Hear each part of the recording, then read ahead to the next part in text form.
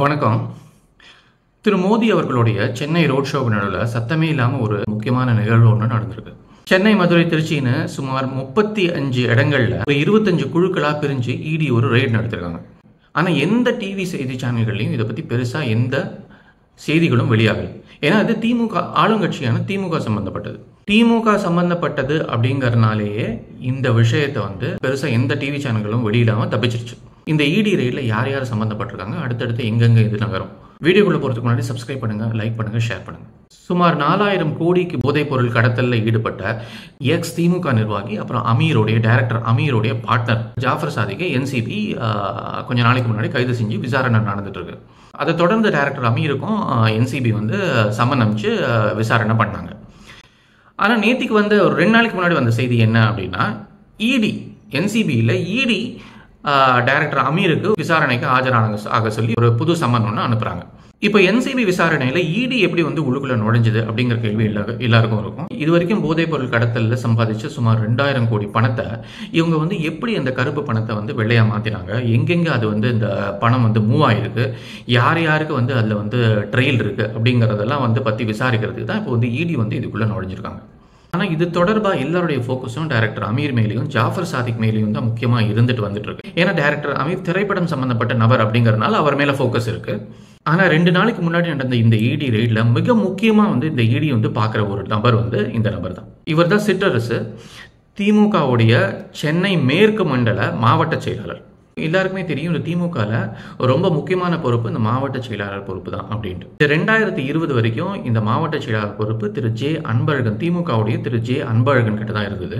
2020 திரு J Anbazhagan இறந்துடுறாரு. அவருக்கு பிறகு இந்த திமுக இந்த சிற்றரசு தான் இந்த சென்னை மேற்கு மாவட்ட செயலாளராக ஆக்கியிருக்கு. இருக்கிற எல்லாரையும் விட்டுட்டு இந்த சிற்றரசை ஏன் இந்த இவ்வளவு முக்கியமான பொறுப்பில் டிஎம்கே உட்கார வைக்கணும் அப்படிங்கிறதுக்கு ஒரே ஒரு காரணம் தான் இருக்குது. இந்த சிற்றரசு வேற யாரும் இல்லை, உதயநிதியோடைய வலதுகரமாக செயல்பட்டு வந்துட்டு இருக்கிறவர் தான். அதனால இவர் தொடர்ந்து உதயநிதியோடைய நிழலில் இருந்துக்கிட்டு தான் வேலை பண்ணிட்டு இருக்காரு. முழுக்க முழுக்க உதயநிதியோடைய ஒரு அடிமை. அந்த ஒரே ஒரு காரணம் தான். இந்த சிற்றரசுடைய முக்கியமான வேலை என்ன அப்படின்னா, ஜாஃபர் சாதிக் கிட்டேருந்து வர பணத்தை எல்லாத்தையும் இருக்கிற அந்த வட்டத்துக்குள்ள பிரபலங்கள், திரைத்துறை சார்ந்தவங்க, பிரபலங்கள், அரசியல்வாதிகள் இருக்கிறவங்க, தலைமை குடும்பம் இருக்கிறவங்க எல்லாருக்கும் டிஸ்ட்ரிபியூட் பண்ற வேலை இந்த சிற்றரசுடையது. இந்த சிற்றரசு சஹாரா எக்ஸ்பிரஸ் அப்படின்ற ஒரு குரியர் கம்பெனி நடத்திட்டு வர்றாரு. அதாவது இது உள்நாட்டு வெளிநாட்டு சரக்குகளை அனுப்புறது, வரவழைக்கிறது அப்படிங்கிற அந்த தேர்ட் பார்ட்டி சர்வீஸ், லாஜிஸ்டிக்ஸ் இதெல்லாம் கவர் பண்ற ஒரு குரியர் சர்வீஸ். இந்த குரியர் கம்பெனி மூலமாக தான் வெறும் சாதாரண பொருள் மட்டும் இல்லை, சந்தேகம் தரக்கூடிய பல விஷயங்கள் நடந்திருக்கு. ஜாஃபர் சாதிக்கும் இந்த சிற்றரசுக்குமான அந்த லிங்க் இங்கே தான் வருது.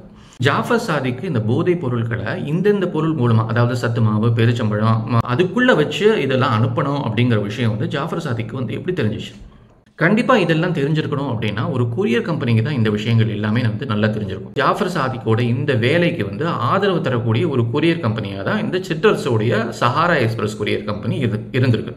இப்படி பார்க்கும்போது இந்த ஒட்டுமொத்த இந்த போதைப் பொருள் கடத்தல் விஷயத்துல முக்கியமான கிங் பென் ஜாஃபர் சாதிக்கையும் விட இந்த சிற்றரசா தான் இருக்க முடியும்.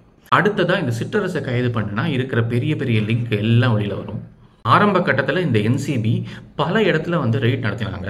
ஜாஃபர் சாதிக்குடைய வீடு, ஆஃபீஸ், அதோடு சேர்த்து இன்னொரு முக்கியமான ஒரு இடத்துலையும் ரெய்ட் நடத்திருக்காங்க.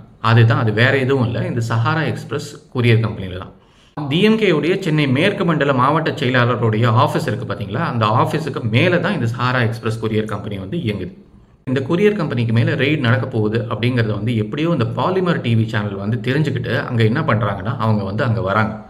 அங்கே வரும்போது அந்த கேமராமேன், ரிப்போர்ட்டரை பலமாக தாக்கப்படுறாங்க. அவங்கள தாக்கினது வேற யாரும் இல்லை, இந்த சிற்றரசு தூண்டுதல் பேரில் அங்கே டிஎம்கேவுடைய அடியாட்கள் தான். ஒரு சக சேனல் ஊழியர் இந்த அளவுக்கு பலமாக தாக்கப்பட்டிருக்காரு அப்படிங்கிற அந்த செய்தியையும் எந்த டிவி சேனலும் வெளியிடவே இல்லை. இந்த விஷயம் திமுகவுக்கும் பத்திரிகையாளருக்கும் ஏதோ ஒரு பிரச்சனை அப்படிங்கிற விஷயமா தான் எல்லாருமே கடந்து போனாங்களே தவிர, இந்த சஹாரா எக்ஸ்பிரஸ் அப்படிங்கிறது டிவி செய்திகளில் இந்த பேர் வரவே இல்லை. செய்திகளில் இந்த சஹாரா இடம்பெறக்கூடாது அப்படிங்கிறதுக்காகவே இந்த டிவி சேனல் ரிப்போர்ட்டரையும் கேமராமேனையும் பலமாக தாக்கியிருக்காங்க. இந்த ஜாஃபர் சாதிக், அமீர் எல்லாத்தையும் தாண்டி எதுக்கு இந்த குரியர் கம்பெனியில் இந்த என்சிபி ரெய்டு பண்ணணும்? இந்த விஷயம் வெளியில் வந்த உடனே என்ன ஆச்சு அப்படின்னா, டிஎம்கே எல்லாருக்கும் தெரியும், டிஎம்கே இந்த ஜாஃபர் சாதிக்கை கட்சியிலேருந்து நீக்கிட்டோம் அப்படிங்கிற ட்ராமா பண்ணிச்சு. ஆனால் முக்கியமாக அவங்க யாரை நீக்கியிருக்கணும், இந்த சிற்றரசையும் சேர்த்து தான் நீக்கியிருக்கணும். ஏன்னா இந்த சிற்றரசுடைய சஹாரா எக்ஸ்பிரஸ் கொரியர் கம்பெனியில் தான் இந்த என்சிபி ரெய்ட் நடத்திருக்காங்க. அப்போ இந்த ஆள் மட்டும் எப்படி கட்சியில் தொடர்ந்து இருக்க முடியும்? இன்னைக்கும் இந்த இடி ரெய்டு நடத்துறதுக்கு முக்கியமான காரணமே இந்த சிற்றரசு சம்பந்தப்பட்ட இடங்கள்ல தான். ஆனால் திமுக ஒருபோதும் இந்த சிற்றரசை நீக்காது. ஏன்னா அவர் யார் நிழலில் வேலை பண்ணிட்டு இருக்காரு? உதயநிதி. ஜாஃபர் சாதிக் வெளிநாடுகளுக்கு கடத்தின இந்த சிந்தட்டிக் போதைப் பொருள் எல்லாம் உள்ளூர்ல எங்கெங்க யார் யாருக்கு கடத்திருக்க முடியும்?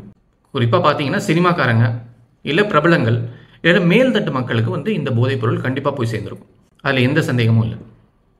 இந்த சினிமா வட்டத்துக்குள்ள இந்த போதைப் பொருள்லாம் போயிருக்கிறதுக்கு முக்கியமான லிங்கே யாரு அப்படின்னா உதயநிதி தான். அதனால இன்னைக்கு இடி சிற்றரசு நெருங்கி இருக்கு அப்படின்னா நாளைக்கு உதயநிதியும் நெருங்கிறதுக்கான நிறைய வாய்ப்புகள் இருக்கு. அப்படி நடக்கும்போது என்ன ஆகும்னா இந்த திமுக தலைமை கழகத்துக்கும் இந்த போதைப் பொருள் விவகாரத்துக்கும் கண்டிப்பா தொடர்பு இருக்கு அப்படிங்கறது எஸ்டாப்ளிஷ் ஆயிடும். பதிவோட இறுதியா இந்த மாதிரி எல்லாம் கேள்வி எழும் அப்படிங்கறதுனால தான் இந்த டிஎம்கே இந்த சிற்றரசு மேல இது நாள் வரைக்கும் எந்த நடவடிக்கையும் எடுக்கல. அவங்க தொடர்ந்து காப்பாத்திட்டே வந்துட்டு இருக்கு.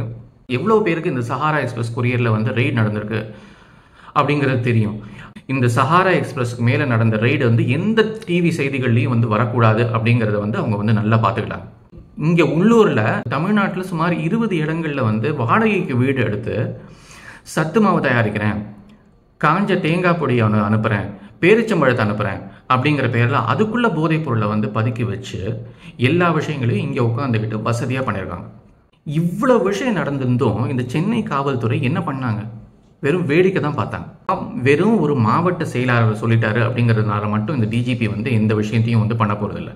அவர் எந்த இடத்துல இருந்து அழுத்தம் வரணுமோ அந்த இடத்துல இருந்து அழுத்தம் வந்தாதான் அவர் கேட்பார்.